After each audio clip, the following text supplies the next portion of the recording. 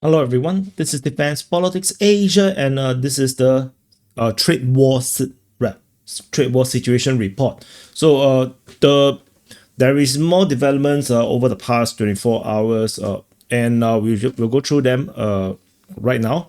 So this is the trade war focus page. In case you do not know, the link is below. You can actually check it out on the defensepoliticsasia.com website, and over at focus. So the latest development, first thing first, the Chinese president, after going to Vietnam, is currently in Malaysia. He has been welcomed by the Prime Minister of Malaysia, Anwar Ibrahim. They have some plans, some state dinner and everything. So far, no big announcement yet. Yesterday they arrived. Today is like the full day of activities inside Malaysia. Xi Jinping will leave tomorrow. Where is he going? I think he's going to, let me see, Cambodia. He'll be going to Cambodia next after Malaysia.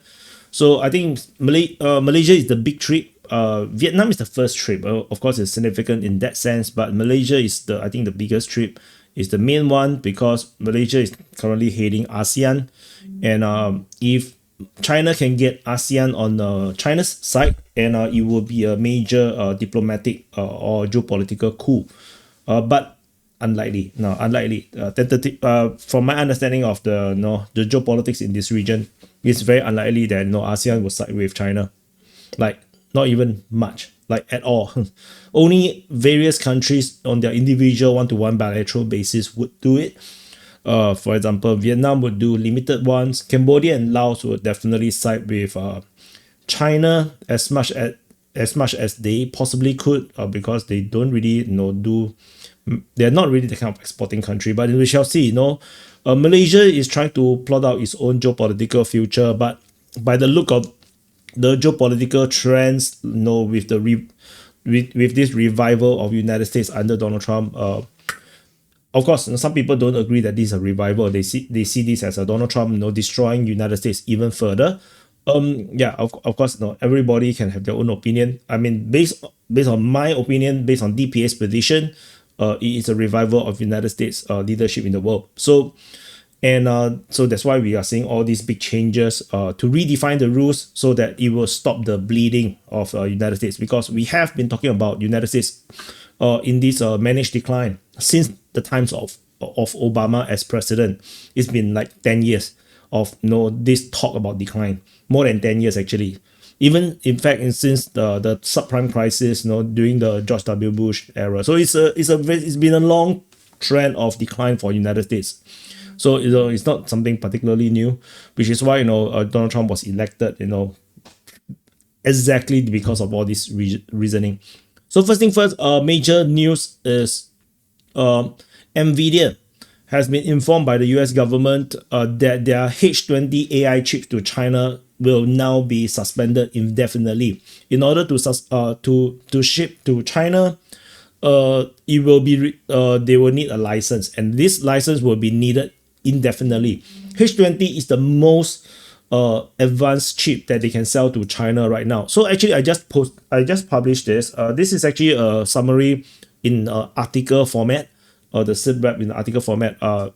It includes today's SITREP. So it's yesterday's and today's SITREP. I put it all together for easy reading and for SEO purposes as well. So I added some details here because I cannot add every single thing into the focus page, or it will get overly bloated. Not like it's not already very bloated. So the H20 is the most advanced AI chip that Nvidia can export to China under the US current and previous export rules. So multiple government officials has been calling for stronger export control of the H20 chips, because it is allegedly used to train the AI model for the Chinese based AI startup. And can I make it bigger so it's easier to read?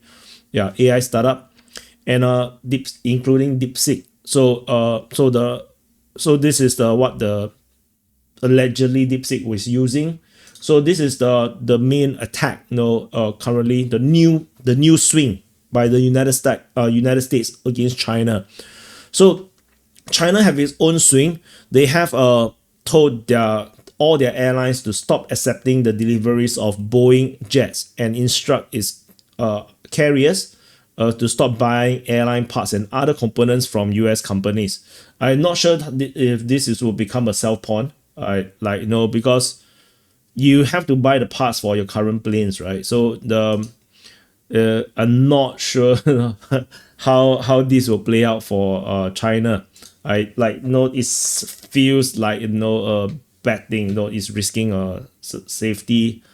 I mean, it's a contradiction. Like if you look at the United States actions, they suspended certain tariff to protect their own industry. For example, they suspended the tariff on semiconductors and mobile phones to help some of these US companies to avoid massive losses, and also to because they also needed all these semiconductors parts and whatever to build up their manufacturing capability for the semiconductors.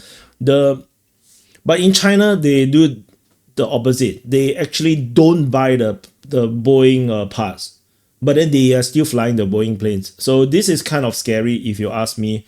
It doesn't sound very wise. But of course, you can say that China is winning. So no, China is winning. So no, the planes do not need parts. So the most shocking one over the past 24 hours was Hong Kong Post. Hong Kong Post say that they have suspended their goods mail services by sea to United States, and the airmail postal services for items containing goods will be suspended from April 27. And they attribute the reasoning for bullying US tariff. And this is very out of character. So I have a bit more information over here. So the statement published by the Hong Kong Post say that the government of Hong Kong cited Donald Trump's decision to eliminate the so-called de minimis exception for postal items. Remember this, I have said that this is actually a massive keystone development. So let me see. So I did note this is a keystone development. This is a massive thing. Like everybody around the world, they're not talking that much about this. Of course, the people who are in the know, they will talk about this. This is a very big, very big development. This is a keystone development.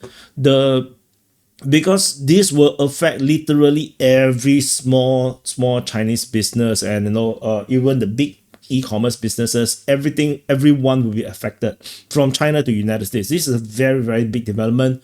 And a lot of Chinese companies depended on this exception or this exemption to sell things to United States and to make money.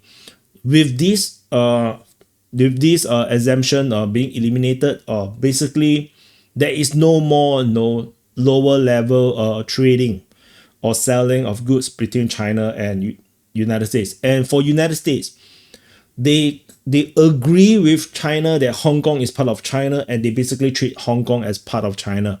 So all these sanctions and everything applies and slaps into Hong Kong as is. That means United States do not see Hong Kong as a separate territory. So this is actually very important to note.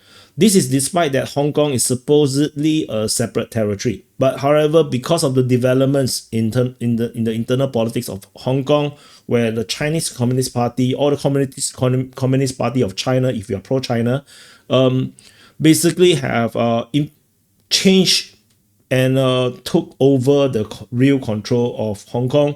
Hong Kong is no longer independent at all. Like, it's basically just part of China. They just happen to have its own method of self-rule. However, no matter how you go, at the very top of the hierarchy is still central government control. Which is why you see this very uncharacteristic way